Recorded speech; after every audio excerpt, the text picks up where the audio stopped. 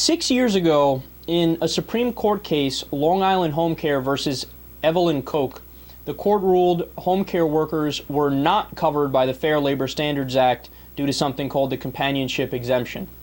The exemption came into existence in 1974 through an amendment to the Fair Labor Standards Act. While the main purpose of the amendment was to expand labor protections to domestic workers, two exceptions were included, one for those serving as casual babysitters and one for those providing companionship services for individuals who, because of age or infirmity, are unable to care for themselves. The original purpose of the exemption, remember, was for casual babysitters, like a 17-year-old girl looking after kids on a weekend.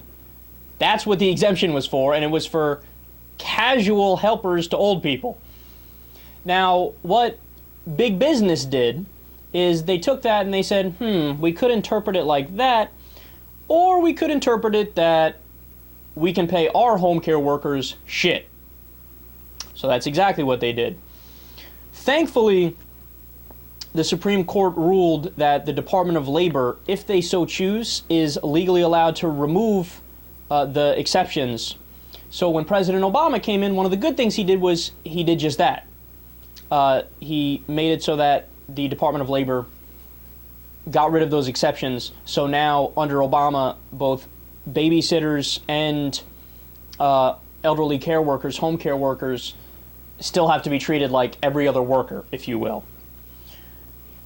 The only problem is that the Department of Labor essentially responded by saying, sure, no problem, we're totally going to get rid of those exemptions, but first we just have to do this public commenting period, and then after that we'll definitely get rid of the exemptions. So then they did the commenting period. And then they did another commenting period. And then they did another commenting period. And today, they still have yet to get rid of the exemptions. They're stonewalling.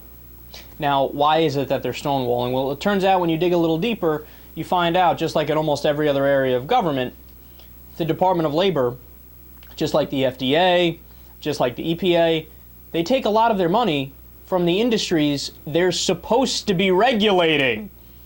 So when that industry says to them, yeah, you're going to get rid of that exemption. Sure, keep it in place.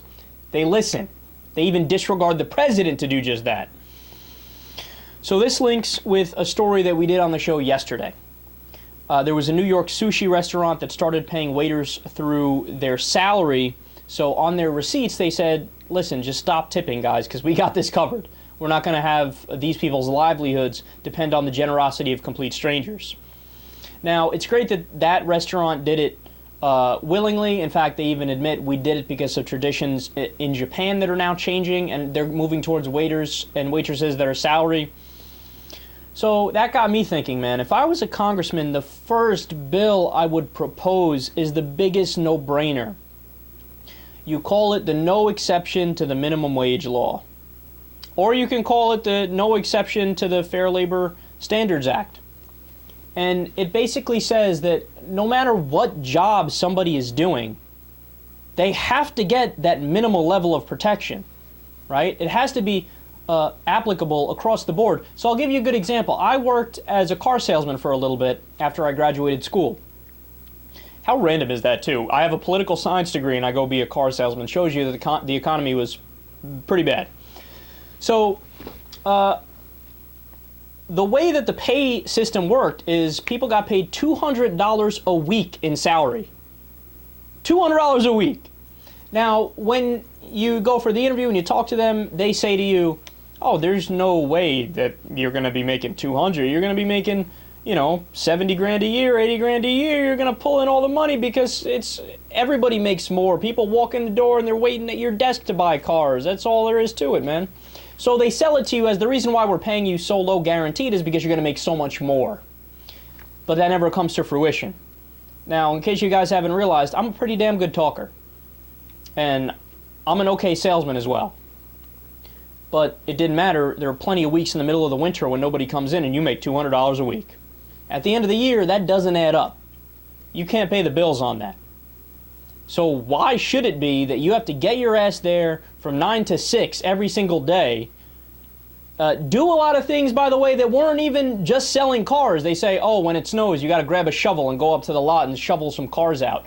So many things that are flat out doing work. So you're not just commissioned just selling cars and they can't tell you to do anything else. They can tell you to do whatever they want to tell you to do.